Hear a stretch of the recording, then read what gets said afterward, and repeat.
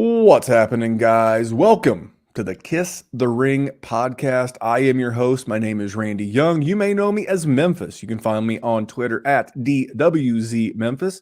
And this is the show all about being a fantasy football commissioner, brought to you by the people at Trophy Smack. And tonight we're going to talk about good league clarity through good league communication. And I've got a very special guest for you. We're guest season. Now, my guest tonight is one of the originals, one of the good guys, been playing Dynasty for a real long time. He is the host of the Commissioner Evaluation Podcast, found on the P2W network. He has played in the Scott Fish Bowl since Scott Fish Bowl 8, and he is a proud dad to 4 kids and a lovely wife. You know him on Twitter as the People's Commissioner. He is John McGlynn, at John McGlynn 75. John, welcome to the redo, buddy. How are you? Yep. Thanks for having me back, man. It was kind of a shit show last time, but hey, thanks for having me. Speaking of originals, when I got my new job, I worked midnights and days and all kind of crazy hours. And the first podcast I ever listened to, subscribed to, was Dynasty Warzone. So you have no idea how special this is for me to be on the Dynasty Warzone. It's on top of being on top of the Player Profiler Network. This is absolutely crazy. Yeah, and people probably know me mostly from the Dynasty Warzone. We're coming up on the 5-year anniversary of that podcast with my co-host, Mr. Jerry Sinclair. But Jerry does not help me with the Kiss the Ring. This is a solo show, but this is going to be a show we do every other week now through the start of the football season. So the last edition, on the bi-weekly edition, will be August 28th. But in between time and in the meantime, we're going to have a lot of great guests. We're going to be covering a lot of great topics. We're going to be back next Monday, and then that gets us back on track for every other Monday. We were here last week, had some technical and personal difficulties, couldn't get her done. We're going to get her done tonight. We're going to have a great show. So, John, before we get into it, man, what's going on over at P2W and all of the stuff with the Commissioner Evaluation Pod? I saw you taped one today. Tape. No one tapes shit anymore. It's all digital. Oh, a lot. I had just to kind of plug my own stuff here, commissioner stuff. I had it was finally, every year I have what's called a Manifesto McGlynn Dynasty League startup draft. It's all in-person people from the state of Illinois, or, just Adam Hutchinson is the 4-for-4. He's a doctor for John Paulson's 4-for-4 team. He came from Indiana, but usually it's all people from Illinois. But it was fantastic because it's Zach Pulowski, Brian Watson, Lucas Perfetti, all these guys from Chicago, Pat Fitzmaurice, Tim George, Nick Scripp, all these guys that are in Justin Taylor, all kind of guys that are from this area. From the Twitter machine, I find these guys. I ask them to join these leagues, and I become friends with all these dudes. Meet up in the summertime. We do all kind of stuff, rookie drafts, get-togethers, things like that. But that was the most important thing going on in my life right now. I started a brand new. That was my 8th of what I call the Mighty McGlynn Dynasty Leagues. That was the highlight of my weekend. Kevin Coleman flew in from California to come meet with us. Watch the draft unfold, have a good time with us. Went to a White Sox game. It was a good weekend all around, man. It was just a good time spending a lot of time with some fantasy football people, blowing off some steam, having a good time. And all of it, I have my show once a week, twice a week. Sometimes I do 3 shows a week, depending on what's going on. And I try to do year-round content for my commissioner evaluation show. We show up, we interview somebody, find out about their personal life, what's going on with them, because everybody wants to know what's behind the curtain. It's not all about what you do for fantasy football. It's about how good of a dude you are, what you do in life. People want to just kind of say, hey, I'm a normal dude, man. I coach baseball like yourself. I coach football. I do water polo. I do this and that. I eat potato chips on the couch and watch Jeopardy all day. You never know what people do, whatever it is, what it is. But then we talk about commissioner settings, commissioner stuff, all kind of commissioner things that people would want to discuss about the difference between their leagues. And then we jump into team by team, all 32 teams. We talk about what's going on, the important questions that are the recent important stats or questions that are going on, all 32 teams. And then we evaluate a team every week to talk about where's this team's direction. I let them know where they finished last year. That we talk about all the players they have in their team. What should be their next step? Is this a win now? Are they just screwed because they traded all their draft picks? They're SOL for another couple of years. Are they, they're rebuilding? You just get rid of these couple guys and just throw in the towel and kind of start from scratch for a couple of years down the road. We kind of evaluate a team to help people in our Mighty McGlynn Dynasty Leagues. Those are the leagues we choose our teams from. And we just try to help some people out, like what's going on, where do you want to be in your league, where do people go. I like having guests that are not in my Mighty McGlynn Dynasty League sometimes to give people an outside view or outside vision of what to do with their team. So they're not just talking about our own league mates, making fun of each other all the time. Sometimes it's good to get a different perspective. So I love having, I've been doing it for, I think I had episode 78 or 82 or something like that last week. I'm nothing big time. This is what I do for fun, man. I don't fish or hunt or all that kind of stuff. My kids are finally old, so I do this for fun. It's my favorite hobby right now. So having me on these kind of shows to talk about this kind of stuff means a lot to me. So Memphis, I really appreciate it. No, man, no problem. And we're going to find out why people come from all over the Chicagoland area and apparently as far away as California to draft with this guy, because he must run some damn good leagues in order to attract that kind of clientele. But real quick, we want to hear from our buddy, the Podfather, talking to you about something right now. It's very important. We're doing Dynasty Week, hashtag Dynasty Week here at Player Profiler. So what a better tool if you're a Dynasty fantasy football player or commissioner than the Dynasty Dominator. Now, I know many of you are looking for a secret weapon for your Dynasty League, and I have it. It's called the Dynasty Dominator app. You go to the App Store, go to Google Play. It's right there. It's $5 to download, and then every year it's $5 to load the next incoming class of rookies. You can add Superflex, add tight end premium. It's incredible because it allows you to look up players. It allows you to vote on whether a player is a buy, hold, or sell, and then see the market sentiment on that player. And you can compare their lifetime value rating from Player Profiler to their Dynasty ADP at the FFPC, all in the price lookup tool. And beyond that, we have a trade analyzer, so you'll never lose another Dynasty trade again. And in our settings, you can set this is a win now team, this is a rebuilding team, and then we let you compare players. Look at their metrics side by side, prospect metrics, NFL metrics. It's all there. It's $5 in the App Store. There's some add-ons for Superflex and to buy the upcoming rookie class. Every year, you're going to spend $5 on this thing, and it's going to be well worth it. Now think about that, $5 to give yourself a tool during Dynasty Week to help you dominate your Dynasty Leagues. And speaking of Dynasty Week, stick around. I see how many of you are already in the chat watching the Kiss the Ring podcast. It's Dynasty Week on the overtime edition. You'll have to find it on YouTube later, so you might want to subscribe to Player Profiler. I'm going to get John's flag plant guy. I'm going to find out who John McGlynn, that's right, the John McGlynn of the Commissioner Evaluation Podcast, who is he planting his Dynasty flag on? You'll find out if you're subscribed. You'll catch it later in the week in the next 7 days with John here on the overtime. So, John, let's get into it, man. Now, one thing I like about John, because much like myself, he's an extrovert. He's a people person, and he's a leader. John, in his day job, he is a leader of a large team. And I think there comes something with being in management or leadership at your day job, whether it's leading people, process, whatever it is. I think that leads value to being a fantasy football commissioner. So, John, outside of your winning personality and the Windy City, because I will tell you that Chicago is if it's not the best summer city in America, you better have a damn good convincing argument otherwise. So, John, outside of your winning personality and the city of Chicago, what are some of the other reasons you're able to get so many guys, so many Dynasty gamers together to do these Mighty McGlynn leagues like you did this past weekend? So what I do is I go on Twitter, and I'm always interacting with people on Twitter all the time. Some people have bad experiences on Twitter. I don't. I love it. I absolutely love being on Twitter. It's the new version. I didn't know about Twitter until about 2 or 3 years ago. I started getting on there. Now I got a lot of followers. I interact. I have a lot more time to interact.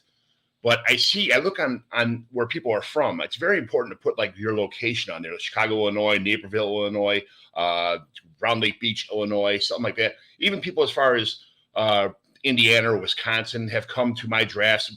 James the Brain, I don't know if you remember him from Catullus for the Superflex Super Show. He came from Whitewater, Wisconsin to do our drafts with us. There's a couple of people from Indiana, Joseph Herf, guys, Adam Hutchinson come from Indiana to join our leagues. But if you're anywhere near our area, I think I even asked you to come to our leagues, and it was like 5 hours away, and you're like, I'm not sure if I can make that, or it wasn't going to happen that weekend. But the problem is it's always the summer. Like if you guys were doing, like we met at the Fantasy Football Expo, yes, and I would love to do a live draft with you guys. I would love to be able to have an excuse to go to Chicago and an excuse to hang out with you guys. What I need to do is I need to get off my ass and I need to make arrangements to go to the Fantasy Football Expo so that we can actually put on a legit dynasty something or another league for somebody. I'll see what I can't make happen, but I love Chicago and I love you guys. And I know a lot of the guys in that league. I'd love to be in a league with Pat Fitzmaurice.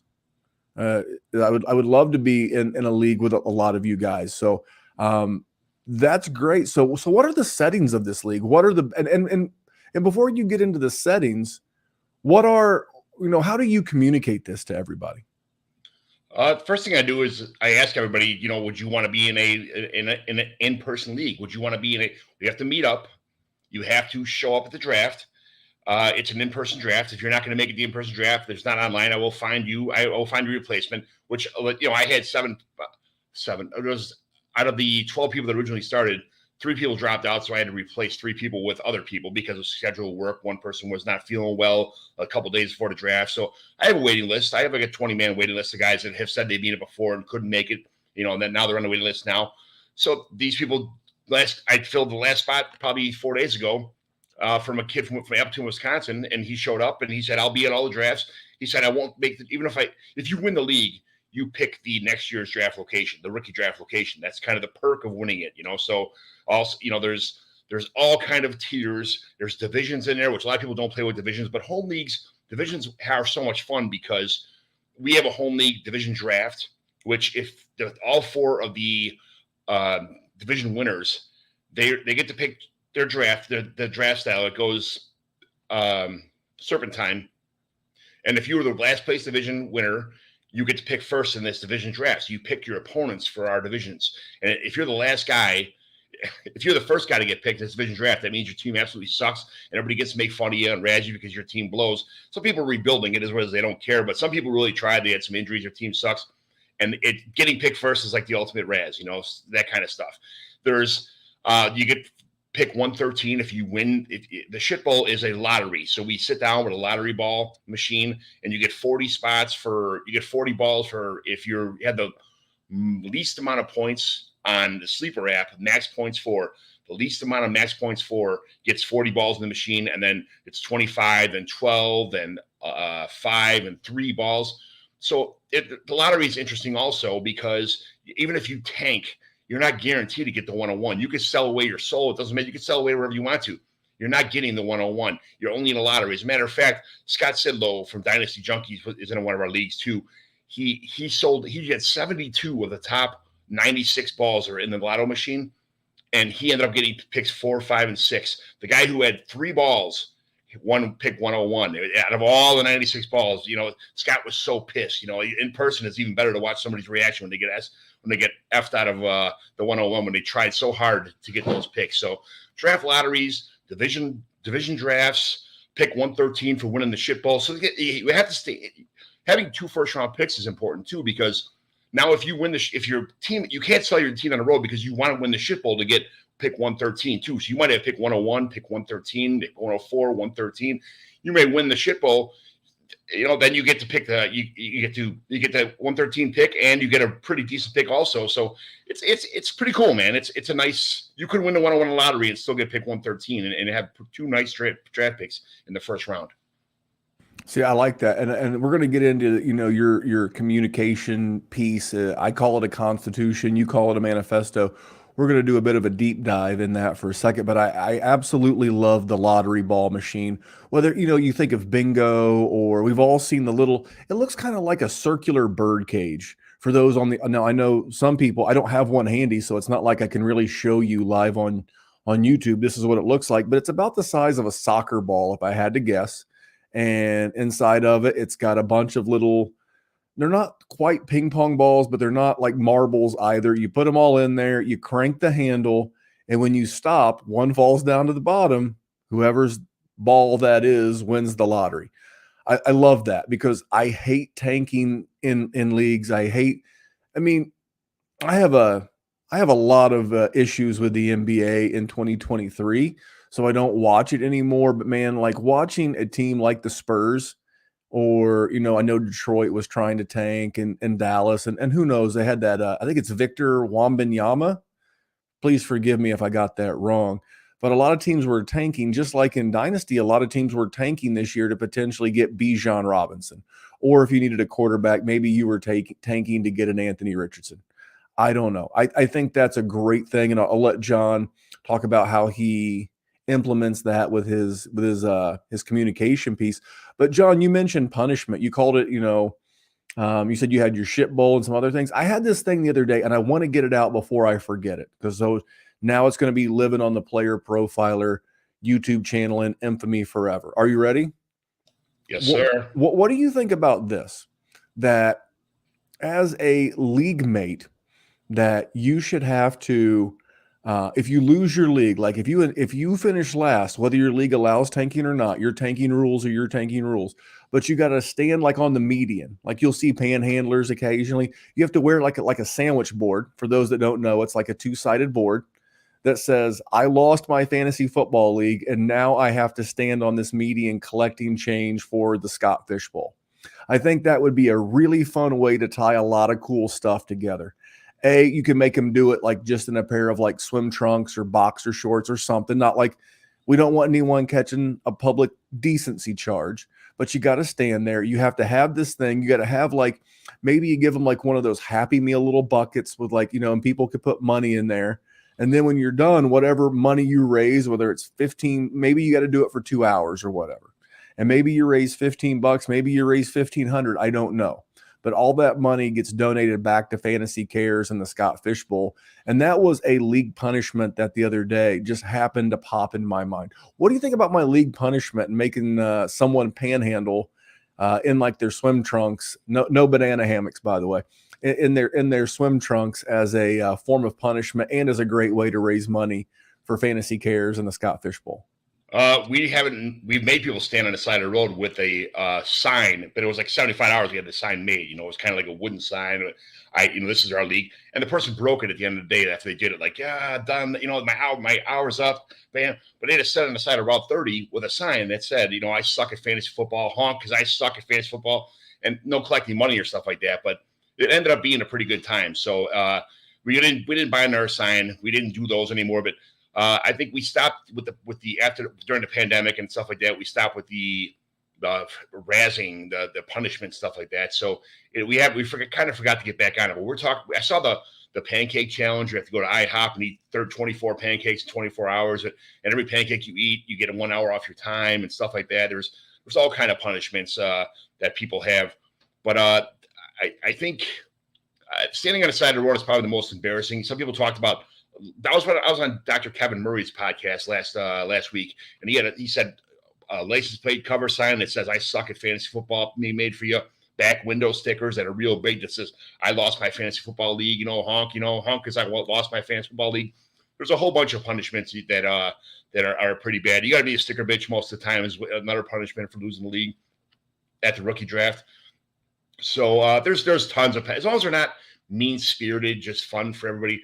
That's really what it's all about. I think the mean-spirited punishments from back in the day, they're kind of a thing of the past, but we used to get brutal with those things. And I probably can't even say some of the things on TV that we used to do, but it was kind of rough. But nowadays it's a little more fun, a little more not so hazing, more so much just fun. So it's pretty cool. I just have to ask, Harry Snowman, are you from Illinois? Are you from the Chicago area? Because I see you like talking about we went to the same malls or we're near each other. If you are, you need to be in my leagues, man. I see you all the time on these podcasts, commenting and stuff, and I see the work you do. And I'd love to meet up with you one time, man. Yes, where are you from? Look at this. So we're gonna play matchmaker here in the live comment chats on YouTube. So Harry, here's what I'm gonna do. I'm gonna keep the show rolling because we got about 60 tight minutes here. But Harry Snowman, get in the DMs of one John McGlynn 75. And if you're in the Chicago area and you're a Dynasty gamer, you hear this guy. This guy's a good one.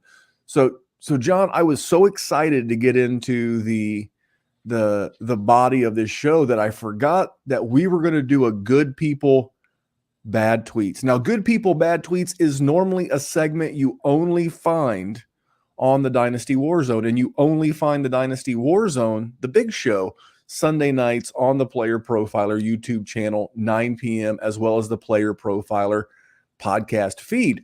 But in honor of this tweet, and it ties back to the startup of a league, I thought I would bring this one to the man himself. So, John, real quick, this tweet comes from Jeff Bell. We all know Jeff Bell, great guy, at For Whom J Bell Tolls.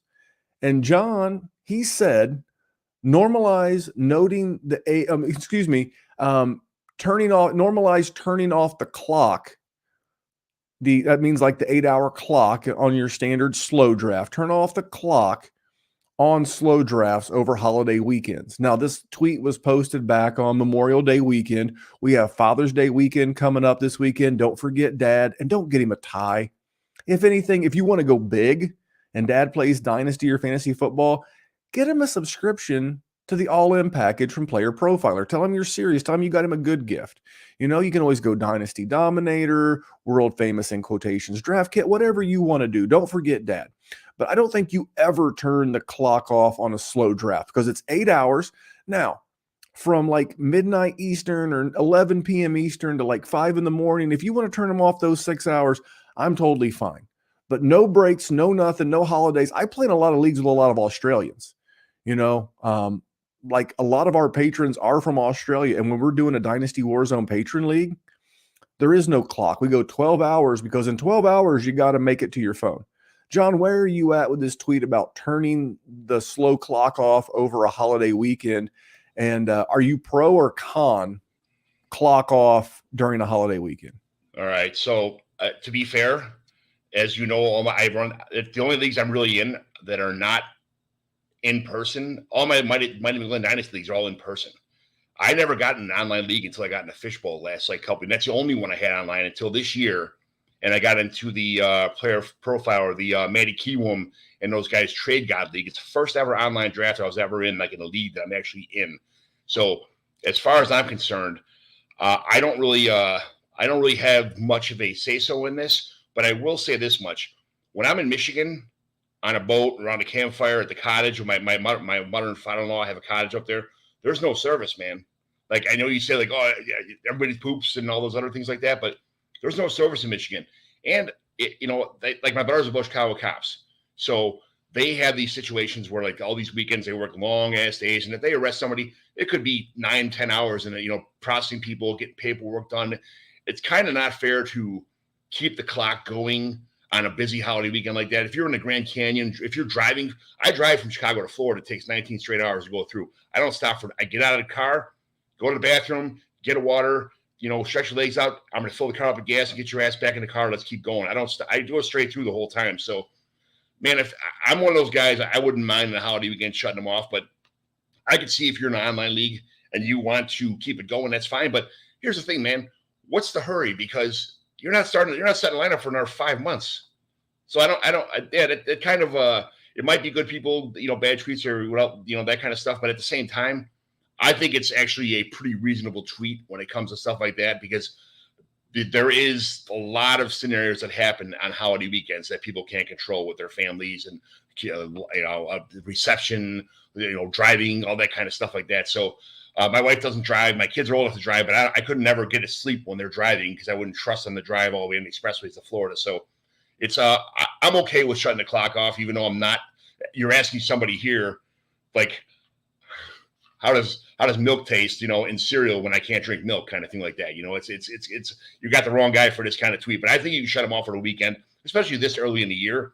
If you have a draft that's starting up 2 weeks before the NFL season, a week before the NFL season, you got to get shit done. Hey, man, I don't care if your wife's having a baby. I don't care if whatever's going on. If you don't pick, you're getting auto-picked. I don't care if it's a guy who's dead or if it's a guy who's, on the IR for the next 3 years or in jail. It is what it is. That's who you're getting because you couldn't answer the phone. But this early in the season, I can see kind of putting a pause on the draft. Okay, so I agree with a lot of what John said there. And I do agree. Like, if you don't want a clock, then do a 24-hour clock on every pick. That's one full day. You got to be able to get to a Wi-Fi connection. I don't care if you're like in a bird's nest in the Grand Canyon in Arizona. In 24 hours, most people are going to see their phone or do live drafts. I really don't care. The one thing that John did say is whether you have a clock or no clock. Now, this is something that we used to joke around and say, I live in I live just right on Indianapolis. Like I'm a good mile from the Marion County, Indianapolis border from where I live. So I'm technically in the burbs, but I don't believe that Wi-Fi signal or no Wi-Fi signal is a reason to not, take your part in the draft. Now, if I'm on vacation, cool. But where I was going with that is that we used to use this term called redneck. Don't redneck somebody. We turned redneck into a verb. Like if someone's on the clock and they've got 8 hours, don't start rednecking them like 7 hours into the clock. It's like they still have an hour. Now, if they got 15 minutes and you want to throw them a solid and say, hey, listen, you're up in an hour, let them run their race. To John's point, you never know who's on duty. I did a draft one time with a guy who I think he was from Chicago of all places. He worked in a top secret military government contract making weapons institution. He could not take his phone in there. He could not bring his phone into his draft. So whatever the rules are, respect the rules. If you need to take all 12 hours, take all 12 hours. But if you agree to a clock, you knew that clock was there when you started. So we have already touched on a lot of good stuff, including John's leagues, but we're going to spend the last half of the show really talking about, John, how he structures his constitution around all of these, like I said, I call it a constitution. He calls it a manifesto. But before we do that, I am going to play one last, just small commercial before we go, and then no more commercials. Let's take a moment to talk about Underdog Fantasy. Now, many of you have already signed up. Thousands have signed up from Player Profiler already over the years. Underdog has supported us since 2020. Much of what you see on Player Profiler is because of Underdog, because of their support. Get the Underdog app, plug in that promo code Underworld. I used to play Underdog just for the best ball drafts. I mean, the best ball drafts are amazing. These draft rooms fill so quickly, and you can win life-changing money. You want to take advantage of all the sleepers we talk about on this show? Well, what better place than in an Underdog draft room to do that? And I recommend taking your Underdog play to the next level by diving into their NFL pick'ems. It's important to correlate those NFL pick'ems. You can pick both the quarterbacks and the wide receivers to exceed expectations. Correlate them, and you can 5x your payout. Bada bing, bada boom. Underdog Fantasy, the promo code is Underworld. For an instant deposit match up to $100, Underdog is the truest friend of the Underworld. Yeah, and not every league's Dynasty League. As they once said, no one's perfect. But I'm a Dynasty guy. But if you're a best ball guy, or you're like the NBA Finals is going on, hockey's going on, baseball's going on, those pick'ems, you pick 3 or 4 or whatever it is, and be careful with that. But Underdog is a great friend to the Underworld. So John, let's get into it, man. Let's spend the last 30 or so minutes talking about your manifesto. Now, you wrote this thing. I counted it up. It's 8 pages, at least on the Google Doc you sent me. I am going to attach a link on the podcast show sheets. So if you've ever been curious as to what John's 8-page manifesto, and I'm telling you, this thing's in depth. It's detailed. It is no stone left unturned. And John, you put this thing together with 20 plus years of being a dynasty and fantasy gamer. So tell us a little bit about why you started the manifesto and just, bullet point some of the things that it covers. So I call it just all of my articles of the leagues, it's my league bylaws, but there is, when I walk into the manifesto that my friends have named it, there is so many different situations on here that cover all the things that I've learned the hard way in my time as a commissioner. Like, I have a governing agreement right off the bat that just kind of says hey, any conflict, the provisions in this article, or if there's any kind of arguments or anything that goes on in a sleeper, or there's no more. We got all of our leagues off of MFL, all of our leagues off of ESPN. It's all sleeper now. So this agreement here, first of all, supersedes anything that happens on sleeper or anything like that. So if something goes wrong, or something's kind of like the DeMar Hamlin situation was handled outside of sleeper, this is what the Constitution's for, things like that. Player management, people you pick, what happens, an anti-collusion clause. If we did a taxi squad, we have we'll vote on a set of rules. This particular league does not want a taxi squad, so we didn't add any rules on there, but left room for a taxi squad later. injured reserve, IR, suspension. We had to add things like when COVID happened. Those are all timestamped, the date when it happened, when the league voted on it, what the vote was, all kind of stuff like that. Any expansion to the IR, if you'd like, because of COVID, we had to go to 10 people instead of 5. Those all have to be voted on. Free agents, fab. Some people still use fab. Some people still use free agency as the first come first serve kind of stuff like that. I use fab. It's kind of like I feel like I graduated to fab. That's the best way to do dynasty leagues, I feel, or even redraft leagues for that matter, as far as that goes. But we have $1,000 budget in our league, but it kind of just explains all the fab budgets, how they work. Conditional bids are allowed.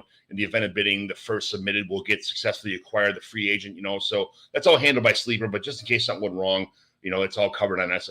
Roster size, how we start out with a quarterback, 2 running backs, 3 wide receivers, tight end, 2 flexes, and then there's a super flex. And then it says all that in year 2, we have a 25-man draft, no kickers, no defense. And then year 2 in our rookie draft, we import 5 players from rookie drafts. So our league expands to 30 players. After that, it doesn't expand anymore at all unless we vote on expanding. But 30 players, 12-team dynasty league is pretty fair roster size. That's fine.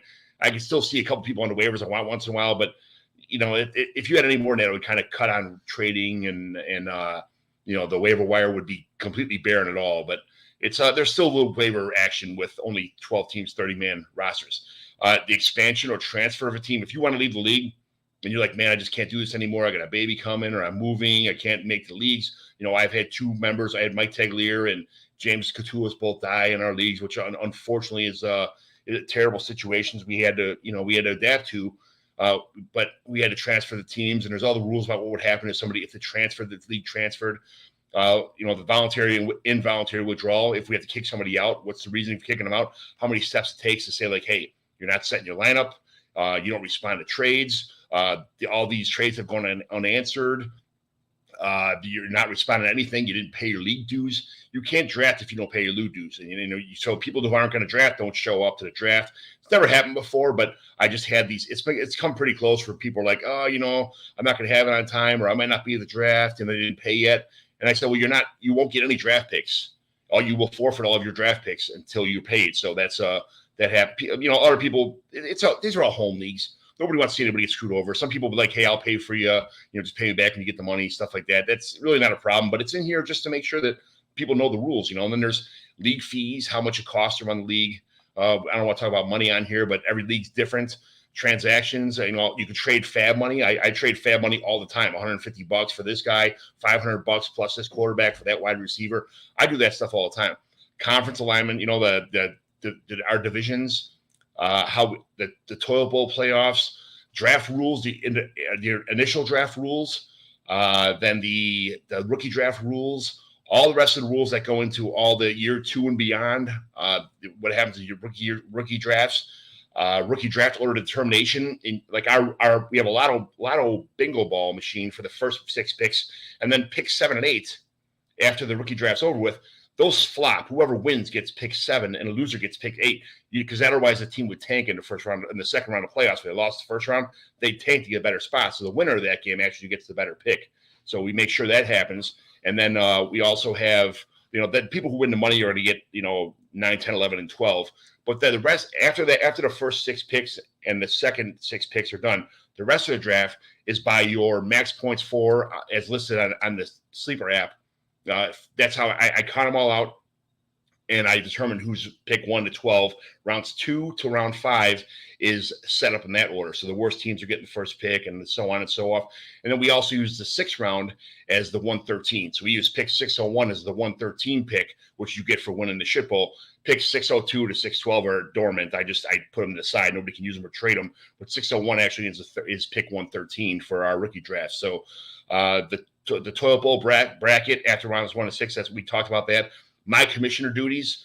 So anything that happens, worst case scenario, I'm the commissioner. I pick 2 other people that are be co-commissioners. There's always a 3-man panel to make decisions on if something happens in the league. I pick 2 people who I trust the most. They have commissioner powers in case something happened to me. If I died or if I was on vacation or whatever the deal may be, they could do all the commissioner duties scenario. I have a financial secretary for one of my leagues too, which is my favorite thing in the league. I don't have to worry about collecting money for any of my leagues. At the draft, I buy all the beer for the commissioner. I had to buy old fashions. I don't know, I had to buy old fashions for a guy who collected money this year. A couple old fashions is worth its weight in gold compared to collecting money from all league mates all year long from 1,100 people in the league. I pay right away, but it's just such a pain in the butt getting money transferred from someone and then paying everybody out at the end too. It's such a good idea to have a financial secretary in your league. I also have a schedule. I go through the league, and we have divisions. So it's 4 divisions with 3 teams. So I have to make week 1 is a division play all. It's what we have now because it used to be week 1 to 13 was the regular season. Now it's week 1 to 14. Our right now is a divisional play all. It goes by points, and that it's a division. It's a game 3. So you're not just playing 2 divisions. You're playing 3 division games now, and you get a win, loss, or tie depending on if you had the most points, the middle points, or the lowest points. That's how we depend on our first win, loss, or tie in our division week 1, and then so you're playing 2 people instead of 1. Week 2, 3, and 4 are division games. So you'll play somebody else in your division, then you'll play somebody else, and then probably your second person, week 1, week 2 to 4, and then week 12, 13, and 14 are also division games. So I have to manually manipulate the schedule in all 8 leagues to make sure that the schedule puts up. It shows you playing division games 1 through 4, and also division games 12 to 14, and playing every other opponent in every week in between there. So I have to manually make up a schedule for all of my leagues every season, not just what comes out from Sleeper or ESPN or MFL, stuff like that. And then postseason playoffs, seedings, all the seedings, how that happens with seeds, where you end up at. The number 1 seed will always have you could set up most of the stuff online right now, but some of these rules were before there was actually computers. So we had number 1 always had if you were the number 1 seed, you always get bumped up. You play the lowest seed all the time. Division of the pot, all the money that goes in the pot, how it gets dispersed, 25 or 75, 25 to pay out, stuff like that. The division, the breaking tie-breaking procedures, what happens during the season tie-breaking, what happened to playoff tie-breaking, what happens in points tie-breaking, what happens in case of something else, and then it goes to scoring.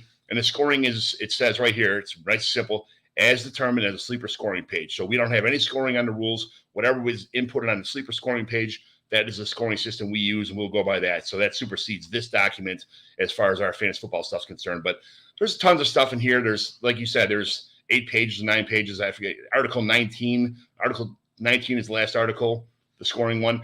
But it's for me, from having 20 years of fantasy football experience, putting all this stuff together, learning the hard way, having to suffer through arguments and, blah, blah, blah. And now it's all, you agree to this before the league starts? Yes, no. Okay, we all agree to it. Let's go to the next one. Let's go to money. Let's go to so-and-so. But this article is agreed on. After everybody reads it, we make sure it's verified, and then we go from there. So if there's any problems, they said, hey, man, it's like you signed away your mortgage. You can't stop paying your mortgage when you signed away on it. You signed away on these Bill of Rights here, this manifesto. You have to follow the rules. So this is, I can wave it in your face. Here you go. It says right there, Article 4, you can't do that. It makes my job so much easier because there's so much clarity in my leagues. No, I love it. And I think me personally, I've had a coworker teaching me a little bit about Chat GPT. And the more I use it, the more I like it, the more I find it to be extremely helpful. But I promise you, you could not go to Chat GPT and type in there, create the perfect set of articles for a dynasty or a fantasy football league, and it would produce something better than this. It is that in-depth. It is 8 pages on Google Docs. It is 19 articles, and there is a lot of really good information on there. Again, I'm going to link it to the podcast show notes. If you're just watching on YouTube and you still want you to get your hands on this, DM John. I'm sure he'd hook you up with it.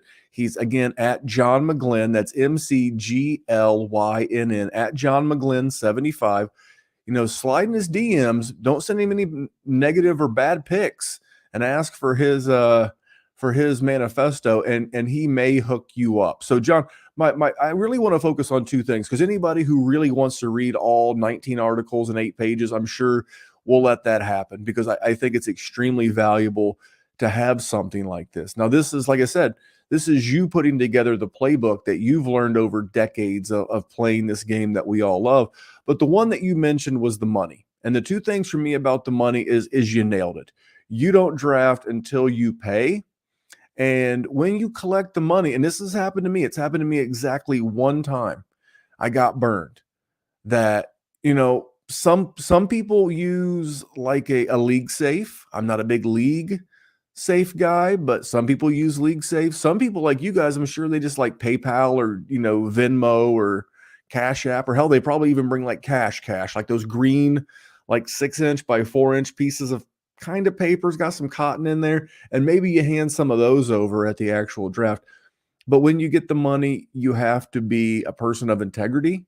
It's important. Well, I mean, because the money's keeping score. Most of us aren't playing for life-changing money. Very few of us are. Our patron leagues at patreon.com/Dynasty Warzone, most are $10.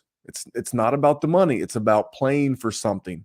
It's about playing for the title. It keeps score is what I'm saying. You keep score with the money. So, John, how do you handle money in your league? How do you handle those transactions? I'll be honest, we use something that rhymes with PayPal, and I've never had any issues, but there's League Safe.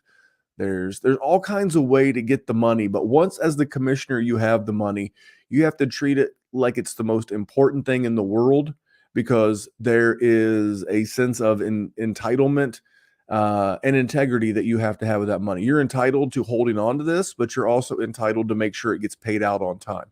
One of my great things of pride is that even in the midst of wrapping up all the holiday chaos, last year I paid out 14 Dynasty Warzone patron leagues in like 10 days.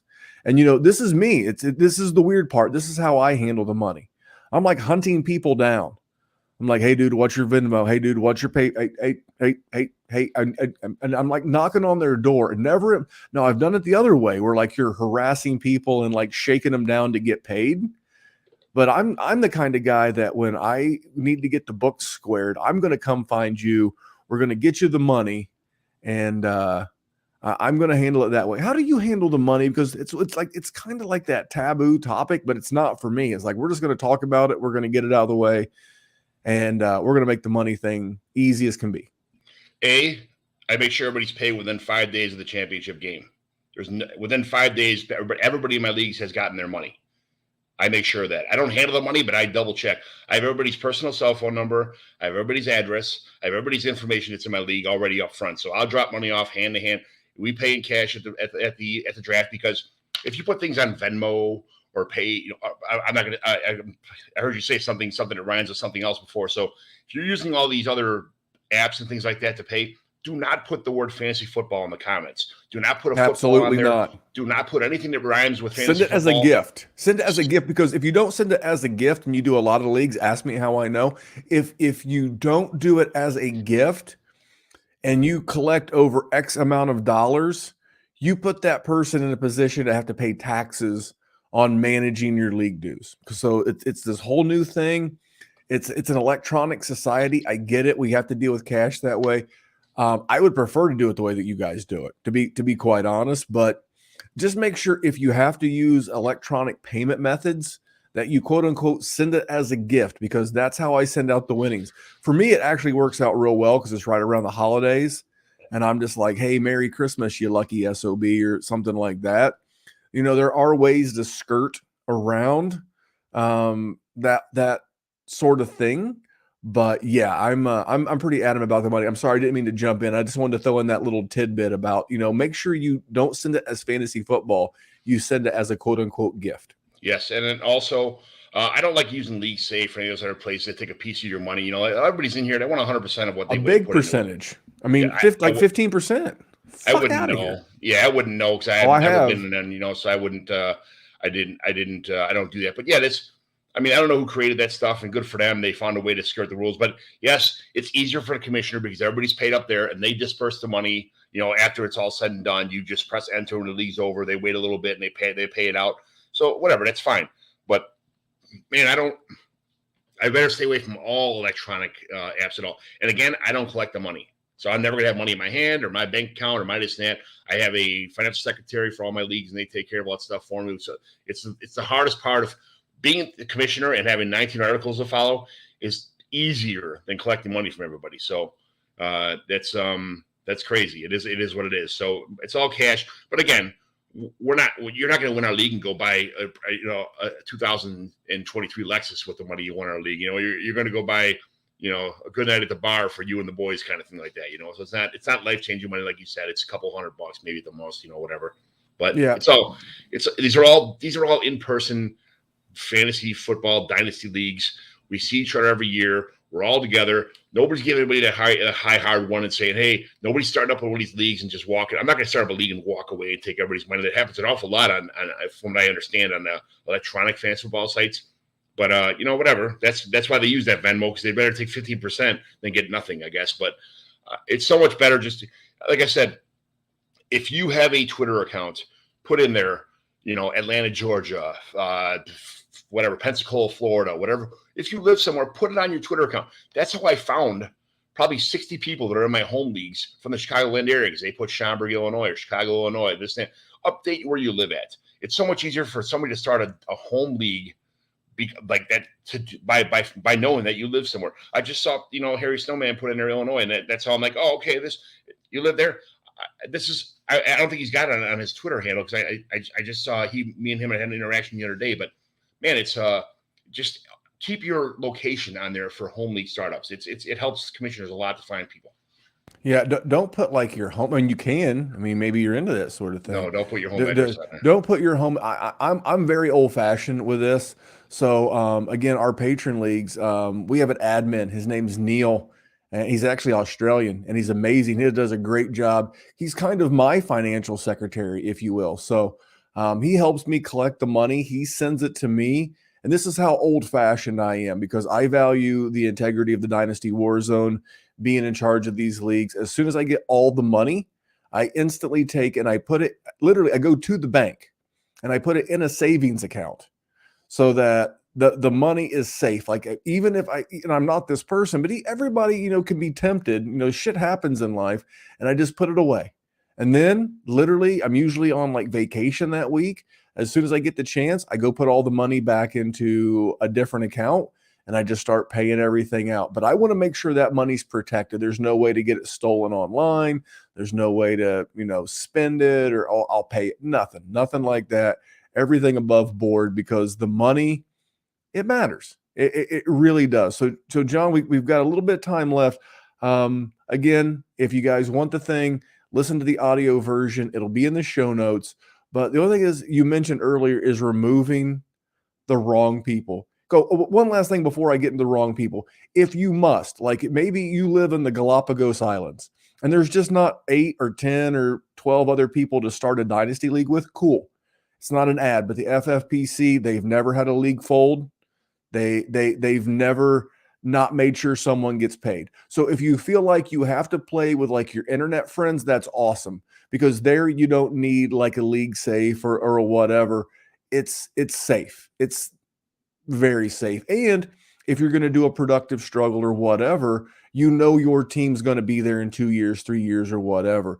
So just for me, that's how I would play electronic leagues, as opposed to using a league safe or whatever. Just don't dig it. So John, we got a few minutes left. Talk to me about having to give someone the boot, because sometimes it's not like a marriage, but it is. It's a partnership when you enter in this agreement with, again, 10, 11, 14, 16 other people that you're going to be in a league with. What are some of the determinations that make you give someone the heave-ho? First of all, I was on mute on the side because I don't want to breathe or sneeze or have my dogs bark or whatever. And when you said the Galapagos Islands. Well, you don't think people in the Galapagos, I mean, listen, dude, we have a ton of Australians. We have a gentleman from Iceland. We have England. I mean, our Dynasty Warzone patron, literally, when I say it's a mixed bag of people, I mean, Neil, I mentioned our admin, Neil, he is a Scotsman who lives in Australia. So for me to say that there might be a Dynasty gamer in the Galapagos Islands is not a stretch. I don't know why I thought Galapagos Islands. I just did. But I'm sure there's at least one, because we've had downloads. I've looked everywhere. Like if you're a podcast content creator, you can see where your downloads come from. Like obviously American football, number one, pretty easy. Number two for us for a long time was the great nation of Canada. Number two for the Dynasty Warzone is actually Australia, then Canada. So people all over this blue marble play the game of fantasy football. But John, when if you had to boot that guy in the Galapagos or that lady in the Galapagos Islands, how would you go about it? What are some of the behaviors and activities that are going to lead up to you giving them the old heave ho? I can't get over to Galapagos Island. That was great, but obviously the being lazy, not setting lineups, not when you don't set lineups for 1 week. I had 2 people that joined my league last year that got in, and they thought it was a best ball. They never heard of like lineup setting dynasty leagues before, so they got in. They thought it was a best ball league, and they didn't set their lineups. I'm like, what are you guys doing? It was week 1. Everybody knows the football season's coming. It's opening week. I could see like missing the Thursday night game or something like that. As I didn't know, but they just thought it was best ball. That's all they've ever played was best ball leagues. And I'm like, no, you got to put your lineup in. So as the season went on, they did it, and they said, you know what, I don't do this lineup setting stuff. I got to get out of here. So they left the league, and I found it's pretty easy to find people to take over a home team. It's a little different when you're looking online. There's 100 million fish in the sea that want to play and leave and come and go and stuff like that. But it's a little different in a home league. There's plenty of people that I'm in different leagues with that would love to take over a team. Especially if if they leave, they got to pay a year in advance also. So that first year is paid for, that kind of stuff. If you leave, but throwing people out, I had some real bad interactions with, my brothers and some really good friends in a different league, and it was really hurt our relationship a lot. So I left the league one time, but it was like to the point, it was bad. It was really bad. A lot of things happened. I mean, it was like ready to come to blows between my brothers and friends and stuff like that. I was going to ready to drive in the city and just like let people have it kind of thing. It was that bad. And I started a new league, and I let somebody in my league that was from the last league, kind of like giving them a chance. And they got a league, and they started giving me the business about like the shit that happened last league, like making fun of me on the league, like message board stuff. So I'm like, out. Like that's that. I had no problem throwing that person out. I enjoy the game of fantasy football. I do the shit because I enjoy it. I want to enjoy my experience. And people that come in there are going to try to ruin it for me. Like, get out of here, man. I shouldn't have to put up with that as a commissioner. I'm trying to make a league fun. So I don't throw people out very often. I think I've only thrown 2 people out in my entire career as far as that goes. But it takes a lot to throw somebody out. But for the most part, nobody's ever come here and not set lineups. Minus those 2 people who thought it was best ball, but not, we talked about before, to not setting lineups, stuff like that. And if you're just keep doing it, not setting lineups, not giving a shit, not answering trades, you got to go, man, because nobody wants to be in a league where nobody trades. It gets dormant. People are like, leagues are coming up. You need a quarterback. You're taking your time to come up with these trades to send them across the board. Hopefully somebody will answer. You get your team where it's supposed to be by this week. If it doesn't happen, it doesn't happen. But to let the trades just expire or not even answer or not respond to DMs or messages or even like, hey, look, and then you text message them. These guys all know each other in my home. They all have each other's phone number. All their phone numbers are pinned to the draft board, like where they're at, so everybody knows everybody's home phone number from the draft board. It's pinned there, so you can get a hold of people outside the sleeper app. You text somebody and say, I sent you a trade. I expect that trade to be answered or declined or countered. First of all, you're supposed to counter every trade, people, just in case you didn't know. No matter how bad it is, send a counter, just send something back for somebody out of your league, even if it's for fab money or something stupid, or if it's that bad of a trade, you can make fun of somebody by countering a terrible trade, whatever, but don't leave it dormant. Don't let it sit there. And just be respectful for the rest of your league mates. Don't make a commissioner throw you out because you're just a jag-off. That's kind of how it is. Well, you said a couple of things there. Number one, and I'm going to have him on as a guest soon. His name's Nate. You guys are going to love him. Nate instituted a rule to where if you don't respond, now, again, this is where being proactive is important. But if you don't respond to a trade within 24 hours, that trade is approved by the commissioner and pushed on down the line. It bees that way sometimes. So if you're going to be in the Galapagos Islands, if you're an officer of the law and you might be on duty for 24 or 48 hours, you need to put that out there. Hey guys, no one send me I know it's one more thing. I gotta pack my toothbrush and I need my flip flops and some sunscreen, and I better DM my league mates that I'm going to be unavailable. Yes, it's and if you're in a million leagues, you might not play in a million leagues like that. But the number one rule, as a father, as parents, we should be trying to teach our kids life lessons. We should be trying to teach the next generation about all kinds of things, about being parents, about the workforce, about just say no to drugs or whatever it is. But one of the number one things that I teach my sons as they're growing older, the number one rule of life, don't be a dick. It's that simple. If you're in a league with 8, 10, 12 other people, 14, 15 other, don't be a dick. You're not getting your way. Don't be a dick. You don't like a rule. Don't be a dick. You don't like a new rule that got amended, added, or changed. Cool. Don't be a dick. You have the right to voice your complaint. You have the right to lobby. You have the right to do whatever it is that you think you can do within the rules to try to get things to go your way. Just don't be a dick. And that's why I wanted John to come on tonight. I wanted John to talk about his manifesto, constitution, whatever you want to call it. I wanted him to make it, available to everybody because John's a good guy. I couldn't do better. I've been playing Dynasty and Fantasy just as long as this guy has, and I've never seen something this spectacular from a commissioner articles constitution standpoint. It's an A+. Make sure you look up John at John McGlynn 75 on Twitter. See if he'll hook you up with a link. But John, what's coming up this summer, man? I know you're a busy guy. You're making the rounds on all kinds of podcasts. You're on the P2W network with the Commissioner Evaluation podcast. What's going on in McGlynnville here in the next 6-8 weeks as we get leading up to camp and then the NFL season? You're on. Yep. I heard a story you had to carry around a metal detector for a whole year. What was the story behind that? Carrying a metal. You were on mute there, so I may have missed part of that. I heard a story that you had to carry around a metal detector for a whole year. Oh my goodness gracious! So you're going back to there was this. So this is if you're sticking around, we got a couple of minutes left. The original host of this show and really good friend of mine, also named John Sheps at Coach Sheps on Twitter. He, when I was the new guy, part of my podcast rookie hazing is we used to go metal detecting for waiver wire gold. And John would turn on the metal detector, and the running joke on the show was I had to bring the metal detector to help wave it over these Dynasty taxi squad guys to see if it was like something of value or something of junk. That was the gimmick behind the metal detector. And speaking of Sheps, I'm going to have him on, but I just one last shot at some shameless promotion. If they're in the Chicagoland area or within an amount of time or travel that you feel comfortable and want to get in a league, you got to find him, John McGlynn. But what's coming up with your podcast? I got one coming up tomorrow. We're going to review the experience. Some people have never been in an in-person draft before. They've been playing fantasy football for 10, 12, 14 years. They never knew what it was like to get up, say a name, go up, put stickers on a board, kind of stick around, be year to year. So this is like their first experience ever being in a home league. So there's usually 3 or 4 people every year that never been. They're asking me questions like, do I have to put a sticker on a board? How do I do this? Like, what's going to happen?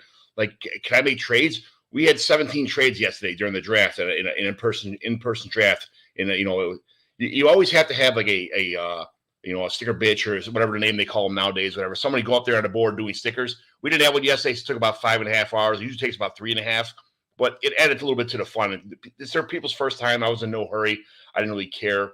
But what I got going on, I got a podcast. I got a show coming out tomorrow on the P2W Fantasy Network.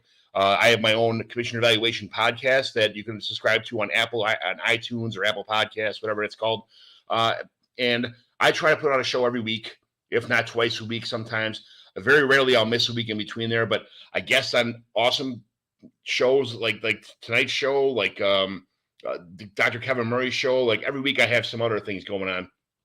But I'm just enjoying this. Now that my kids are older, I get to spend a little time doing this content, and it's absolutely fantastic. You follow me at John McGlynn 75. That's where most of my stuff's at. But subscribe to my podcast at Commissioner Evaluation on the Apple iTunes. And that's about it, man. I just try to stay whenever I can, and whenever my kids are busy. All my daughters are dating boys. My son's in college. My other son's working 3 to 11. My wife works tons of work at her job. So I find time when everybody else is when everybody else is busy and I'm not, to do this kind of stuff. So I'm not really cutting into family time too much. But man, it's my days of like baseball, like you got, and my days of football coaching and all the other things like that. they're kind of in the past now. I still have movie nights with the girls, and we draw pictures and play puzzles and play games at the table and stuff like that with each other. And we eat dinner as a family almost every night. But this is by far my favorite hobby. I love doing it, and I'm going to try and get more and more into it the older I get right now. I kind of started out a little bit late because I had family responsibilities my whole life growing up, but I'm into it now. I'm getting more and more time. I enjoy this so much. And being on shows like this, Memphis, you have no idea how important this was or how happy I was to be invited to the show. So thank you very much. No problem, man. You've been a great guest, and John's a lot of fun, in person, on Twitter, and as a guest. So I was very grateful we were able to get this hooked back up, especially in such a short turnaround. I know how much we both really wanted to do the show. So we're going to get out of here now. I do want to mention one thing. John was talking about his live draft board. If you need something like that, if you need a draft board, man, check out our main sponsor, Trophy Smack. You're watching live on YouTube. You see in the upper corner there, you see the Trophy Smack logo. You go to trophysmack.com/underworld, or just go to trophysmack.com. And if you buy anything, you use promo code underworld. Now, if your subtotal is over $100, again, you can't buy a $99.99 item and expect to get this deal. You have to do $100 before taxes, before shipping. That's your subtotal, $100. So you could get a draft board like John and his boys use in his live draft. Maybe the next time John, when he has the next Mighty McGlynn Dynasty League, he can go to Trophy Smack. He can buy his league trophy. He can buy a draft kit. It'll be over $100. He can pick out a bling ring or a stunner ring. He can put them in the cart. He can use promo code Underworld, and he'll get that ring for free. That way he no longer has to buy them from a custom jeweler. Yeah, that's how he rolls. So here's what we're going to do. John and I are going to jump onto a different stream that you can't watch live, but you will be able to see eventually on YouTube. It's called Kiss the Ring Overtime. And on Dynasty Week this week, John is getting ready to, so you'll be able to find it later on YouTube. John is getting ready to tell me who is his Dynasty flag plant guy for 2023 and the next few years as it relates to Dynasty. John, man, you've been a good one. Thank you so much for being my first official guest on the Kiss the Ring podcast. His name is John McGlynn. Follow him at John McGlynn75. You follow me at DWZ Memphis. You find the show everywhere that you find Player Profiler. So on behalf of John, I'm Memphis. Remember, keep it clean out there in your commissioning duties.